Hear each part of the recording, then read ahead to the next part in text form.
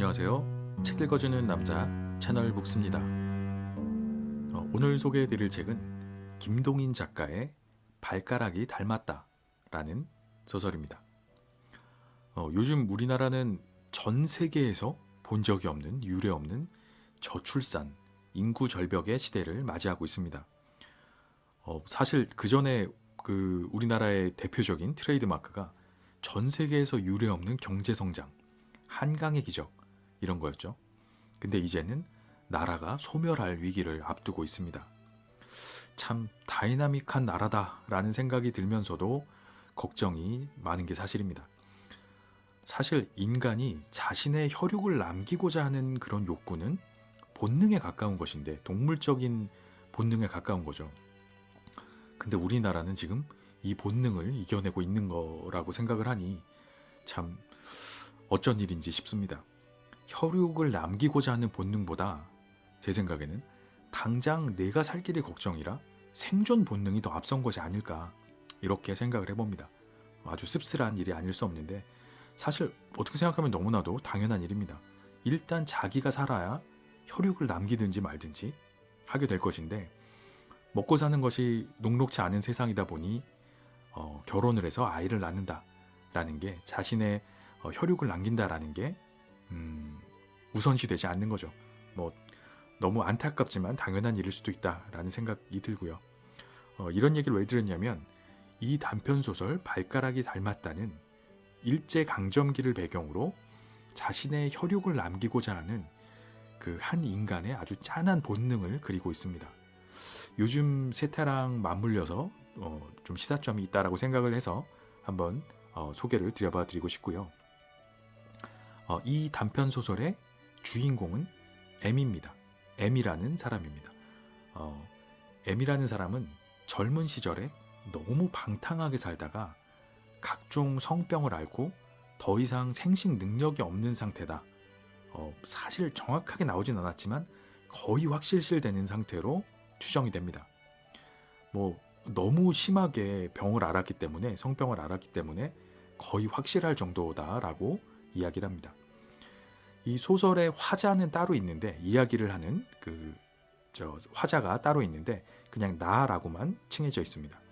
이 소설의 화자 나는 이런 M의 친구입니다. 근데 직업이 또 의사입니다. M이 성병을 앓고 생식 능력이 없다, 아니면 혹은 없을 것이다 라는 사실을 알고 있는 유일한 사람입니다. 본인을 제외하고는. 그런데 이런 M이 어느 날 몰래 결혼을 했습니다. 그러고 나니 이 화자 나는 왠지 그 사실이 좀 불쾌합니다. 여러 가지로. 왜냐하면 M의 결혼에 대한 주변의 평이 영 좋지가 않습니다. 이 M이라는 친구는 앞서 얘기 드린 것처럼 성욕이 너무 강한 친구였는데, 그 자신의 아이를 가질 수 없다는 사실을 어렴풋이 알고 있음에도 이런 성욕을 해소하고자 결혼을 했다, 이런 이야기가 나옵니다. 주변에서. 그러니까 영 찝찝한 결혼입니다. 게다가 그 화자는 M이 생식 능력이 없다라는 사실을 알고 있기 때문에 더 좀 찝찝하기도 하고요. 심지어 M이 그 아내를 학대한다, 폭력을 행사한다, 이런 소문까지 들리기도 합니다. 가정폭력을 행사하는 거죠. 그러니 영 이 M의 결혼이 탐탁치가 않습니다. 그 결혼 전에도 M은 이 화자를 찾아와서 자신의 생식 능력에 대해서 물어본 적이 있었는데, 결혼을 하고 한 2년쯤 지난 어느 날 다시 M이 찾아옵니다. 그래서 자신의 생식 능력에 대해서 진지하게 물어봅니다. 화자는 사실 심증은 있으나 검사를 해보기 전까지는 정확히 알 수 없다라고 적당히 대꾸를 합니다. 그 병이 너무 심했기 때문에 병의 경중으로 보아서는 거의 확실하다라고 속으로는 생각하고 있었는데도 그렇게 얘기를 하지 않고 그냥 이렇게 얼머무립니다. 그러자 며칠 뒤에 그 M의 아내가 임신했다, 이런 소식을 또 듣게 됩니다. 화자는 검사해 볼 필요도 없이 M은 생식 능력이 없고 그 아이는 그러면 10중 8구 M의 아이가 아닐 것이다, 이렇게 생각을 합니다. 본문 중에서 이 부분을 좀 발췌해서 읽어봐 드리겠습니다. 생각하면 재미있는 연구 기회다. 생식 능력이 없는 M은 그런 기색도 배지 않고 결혼을 하였습니다. 그리하여 M에게로 시집으로 온 새 아내는 임신을 하였습니다. 제 남편이 생식 불능자인 줄 모르는 아내는 버젓이 자기의 가진 죄의 씨를 M에게 자랑을 하고 있을 것이외다. 일찍이 자기가 생식 불능자인지도 모르겠다는 점을 밝혀주지 않은 M은 지금 이 의혹의 구렁이에서도 제 아내를 책할 권리가 없을 것이외다. 이렇게 표현을 하고 있습니다. 서로 말도 못하고 그냥 끙끙 덮어두는 그런 상황이죠. 그 M 역시도 마음의 심증은 있으나 미처 확인을 해볼 용기가 나질 않습니다. 뭐 아직 정식으로 생식 능력에 대해서 검사를 해보진 않은 상황이니까 화자에게 화자 나에게 검사를 받아볼까 싶다가도 검사를 했는데 만약에 결과가 예상대로 생식 불능이다 이렇게 나오면 그 아이는 아내가 임신하고 있는 아이는 자신의 아이가 아닌 것이 확인되는 거기 때문에 그냥 결론적으로 확실해지는 거죠. 그 뒷감당이 되지가 않습니다. M은 마음이 굉장히 복잡해집니다. 이 화자 역시도 어떻게 해야 할지 모르겠습니다. 만약 M이 와서 검사를 하겠다라고 하면 검사를 하고 나면 결과를 사실대로 얘기를 해줘야 될까? 예상대로 생식 불능이라면 이걸 사실대로 얘기를 해야 되나 아니면 모른 척 해야 되나 고민에 빠지게 됩니다. 그러다가 얼마 후에 M이 다시 찾아오고 다른 병원에서 검사를 했고 자기가 생식 능력이 있다 이렇게 이야기를 합니다. 근데 화자는 그 M의 이야기가 생식 능력이 있다 검사를 했다라는 이야기가 거짓말인 것을 단번에 알아차립니다. 그리고 속으로는 검사를 해보지 않았구나 이렇게 생각을 합니다. 하지만 M은 아내가 임신한 아이를 자신의 아이로 믿고 키우기로 마음의 결정을 내린 것이리라 이렇게 생각을 하는 거죠. 검사 결과가 불능이다 라고 나와버리면 마지막 남은 희망이 꺾이는 일이니까 그냥 그렇게 덮어두기로 결정을 한 거라고 생각을 합니다. 이 부분도 제가 본문에서 살짝 발췌를 해봐드리면 이렇습니다. 벌의 둥지를 건드리는 것은 어리석은 것이외다. 10중 8구는 향그럽지 못한 결과가 나타날 검사를 M은 회피한 것이외다. 절망을 스스로 사지 않으려 그리고 번민 가운데에서도 끝끝내 인로의 희망을 붙여두려 M은 온전히 검사라는 위험한 벌의 둥지를 건드리지 않기로 한 것이외다. 이렇게 표현을 하고 있습니다. 화자의 생각이죠. 그렇게 M은 아이를 낳고 그 아이가 아기죠. 기관지가 상해서 기침을 하거나 이제 이렇게 되니까 화자에게 진찰을 받으러 아기를 데리고 옵니다. 하나도 닮지 않은 아이를 들고 온 그 M이죠. 그리고 하나도 닮지 않은 그 아이를 들고 안고서 친구에게 화자에게 간절하게 이야기를 합니다. 애가 할아버지를 꼭 닮았다. 그리고 스스로를 애써 이렇게 속여보는 거죠. 그리고 또 마지막으로 화자에게 친구에게 애절하게 동의를 구해봅니다. 발가락이 닮았다 자기랑은 이렇게 말이죠. 그 부분을 아주 유명한 구절이죠. 그래서 이 이야기의 제목이기도 한 이 구절을 짧게만 한번 읽어봐 드리겠습니다. 이놈의 발가락을 보게 꼭 내 발가락 아닌가? 닮았거든. M은 열심으로 찬성을 구하듯이 애 얼굴을 바라보았습니다. 얼마나 닮은 곳을 찾아보았기에 발가락 닮은 곳을 찾아내었겠습니까? 이렇게 화자가 이야기를 하고 있습니다. 그 M의 마음과 노력이 눈물겹죠. 그 친구 입장에서 화자가 그렇게 생각을 하고 이 질문에 이렇게 대답을 해줍니다. 발가락뿐 아니라 얼굴도 닮은 데가 있네. 그리고 나의 얼굴로 날아오는 의욕과 희망이 섞인 그의 눈을 피하면서 돌아 앉았습니다. 네, 이렇게 이야기가 마무리가 됩니다. 발가락뿐 아니라 얼굴도 좀 닮은 데가 있네. 본인도 거짓말인 걸 알고 그 M도 의욕과 희망이 섞인 눈초리로 이 화자를 바라보죠. 참 우습고도 슬픈 이야기다. 라고 할 수 있습니다. 이 M의 심정이 이해가 가는 부분도 분명히 있는 것 같긴 하고요. 얼마나 간절하게 자기 아이라고, 자기 혈육이라고 믿고 싶었을까, 또 이런 생각도 듭니다. 스스로도 잘 믿기지 않는 그런 심정을 애써 속이면서 설득해보는 M의 마음이 참 서글프기도 합니다. 이 발가락이 닮았다에 그 재미있는 뒷이야기가 하나 있는데요. 이 소설은 1932년 일제강점기 당시에 발표된 소설인데, 그 시기에 동치대에 활동했던 또 다른 문인인 염상섭 작가를 디스한 이야기다 라는 설이 있습니다. 이 이야기에 등장하는 생식 능력이 없는 M이라는 그 등장인물의 모델이 된 사람이 바로 표본실의 청개구리라는 작품으로 유명한 염상섭 작가다라는 그런 설이 있습니다. 염상섭 작가가 표본실의 청개구리에서 먼저 김동인 작가를 아내가 도망간 무능력자로 표현하면서 디스를 했고, 여기에 이제 맞디스를 하는 개념으로 김동인 작가가 염상섭 작가를 발가락이 닮았다에 M으로 묘사했다. 이제 이런 이야기입니다. 뭐 사실 진실 여부는 본인들밖에 모르겠죠. 근데 지금까지도 내려올 정도로 워낙에 유명한 이야기라고 하는데, 이게 진실이라고 하면 참 흥미로운 이야기다라고 생각이 됩니다. 100여 년 전에 소설가들이 작품으로 디스 배틀을 한 상황이라는 건데, 요즘에 그 힙합 씬에서 그 디스하는 그런 문화가 있죠. 자기 이제 곡을 발표하면서.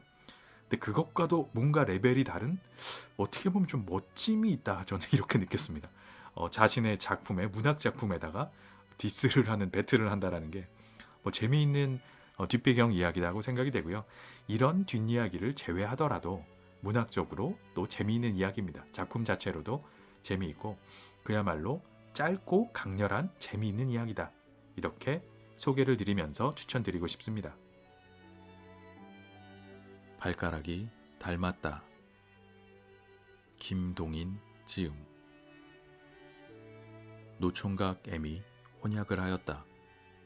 우리들은 이 소식을 들을 때 뜻하지 않고 서로 얼굴을 마주 보았습니다. M은 32살이었습니다.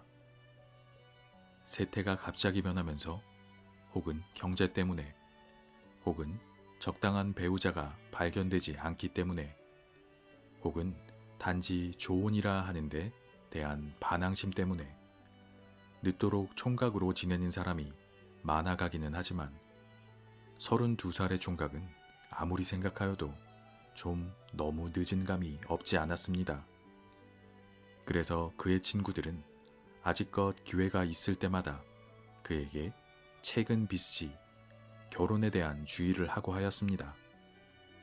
그러나 M은 언제나 그런 의논을 받을 때마다 속으로는 매우 흥미를 가진 것이 분명한데 겉으로는 고소로서 친구들의 말을 거절하고 하였습니다. 그러던 M이 우리의 모르는 틈에 어느덧 혼약을 한 것이 왜다. M은 가난하였습니다. 매우 불안정한 어떤 회사의 월급쟁이였습니다. 이 뿌리 약한 그의 경제 상태가 그로 하여금 늙도록 총각으로 지내게 한 듯도 합니다. 그리고 이 때문에 친구들은 M의 총각 생활을 애석히 생각하여 장가들기를 권하는 것이었습니다. 그러나 나쁘는 M이 장가를 가지 않는데 다른 종류의 해석을 내리고 있었습니다. 의사라는 나의 직업이 발견한 M의 육체적인 결함. 이것 때문에 M은 30이 넘도록 총각으로 지낸다. 나는 이렇게 믿고 있었습니다. M은 학생 시대부터 대단한 방탕 생활을 하였습니다. 방탕이래야 금전상의 여유가 부족한 그는 가장 하류에 속하는 방탕을 하였습니다. 50전 혹은 1원만 생기면 즉시로 우동집이나 유곽으로 달려가던 그였습니다.